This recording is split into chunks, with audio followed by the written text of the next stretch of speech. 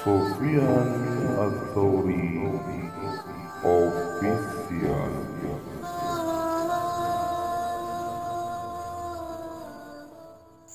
Wa qala sallallahu alaihi wasallam lis-shaimi farhatani yafrahu bihima farhatun inda iftarihi wa farhatun inda liqa'i rabbih. Nah, kemudian fadilah yang selanjutnya bahwa baginda Nabi Shallallahu Alaihi Wasallam beliau bersabda, bagi orang-orang yang puasa itu dia memiliki dua kebahagiaan, dua kegembiraan, dua kesenangan. Farhatun inda iftarihi. Jadi senang, gembira, kebahagiaan ditanamkan Allah dalam hati-hati orang-orang yang berpuasa itu ketika dia berbuka puasa. Masya Allah. Jadi orang yang berbuka puasa itu coba, kan nggak ada merasa susah, gelisah, bahkan itu yang di nanti-nanti ya. Artinya kegembiraan, kesenangan itu nampak itu ketika kita berbuka puasa itu ya.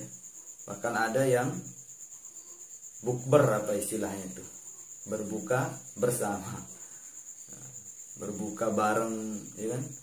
Jadi Masya Allah, seperti hilang gitu, seperti hilang kesusahan ya kan, mujahadah, pengorbanan kita yang lapar, yang haus ketika inda iftar itu, ketika saat-saat berbuka itu, Masya Allah ya, ditanamkan Allah Subhanahu wa taala kegembiraan yang luar biasa ya. Ini yang fadilahnya ya, keutamaan yang luar biasa. Wa farhatun inda liqa'i rabbih, dan kegembiraan yang Allah akan berikan kepada orang-orang yang berpuasa itu adalah ketika liqa, ketika bertemu, berjumpa dengan siapa? Dengan Allah Subhanahu wa taala. Masya Allah. Pencipta kita, yang mengatur kita, yang menjaga kita, yang memberi rezeki kita, yang menghidupkan kita, yang mematikan kita, yaitu Allah Subhanahu wa taala. Yang mana orang-orang yang mencintai Allah itu rindu berjumpa dengan Allah, rindu berjumpa dengan Allah. Makanya para wali-wali Allah, orang-orang soleh, para ulama ya, para sahabat Nabi Sallallahu Alaihi Wasallam ya, itu banyak kisah-kisah tentang ketika mereka sakaratul maut itu tersenyum gembira, karena ini adalah awal perjumpaan saya dengan Tuhan saya, dengan kekasih saya Allah SWT. Jadi orang berpuasa ini akan diberi ganjaran nanti pada hari kiamat, ya, akan berjumpa dengan Allah Subhanahu wa taala. Ini keutamaan, ini daripada fadilah, kelebihan daripada orang berpuasa. Wa qala sallallahu alaihi wasallam, alaikum bil ghanimah, alaikum bil ghanimatil baridah. Qalu ya Rasulullah, wa mal ghanimatul baridah?